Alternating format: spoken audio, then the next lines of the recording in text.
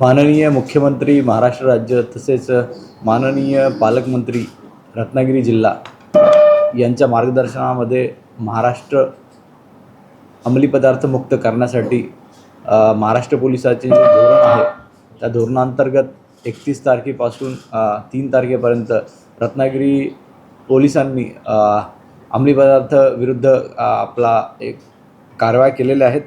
या कारवायांमध्ये स्थानिक गुन्हे शाखेने कालच 10 ग्रॅम ब्राऊन हेरोईन या प्रकारातला एक अंमली पदार्थ पकडून आरोपीला अटक केलेली आहे। त्याचबरोबर खेड पोलीस स्टेशनमध्ये 31 तारीख ते 3 तारखेपर्यंत या महिन्याच्या 3 कारवाया करून 3 किलो 228 ग्रॅम एवढा गांजा सदृश्य पदार्थ जप्त केलेला आहे।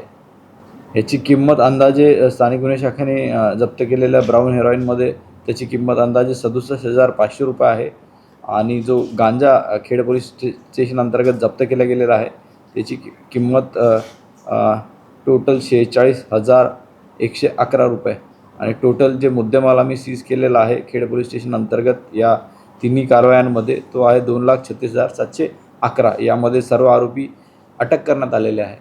एक आरोपी स्थानिक गुन्हे शाखेने अटक केलेला आहे। त्याचबरोबर 3 आरोपी या 3 गुन्ह्यांमध्ये खेड पोलीस स्टेशन अंतर्गत अटक करण्यात आलेले आहेत। टोटल 4 आरोपी आम्ही अटक केलेले आहेत। नक्कीच जे तडीपारच्या कारवाया आम्ही प्रस्तावित केलेल्या आहेत यामध्ये 2024 मध्ये 3 आरोपींना तडीपार करण्यात आलेलं होतं।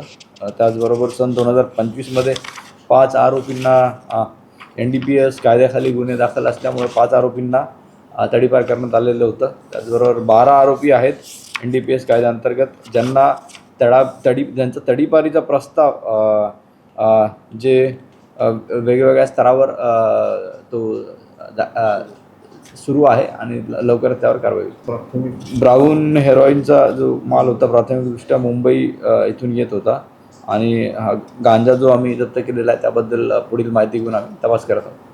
टाइम्स डिजिटलला लाईक करा, शेअर करा, सबस्क्राईब करा आणि बेल आयकॉन दाबायला विसरू नका। Times digital.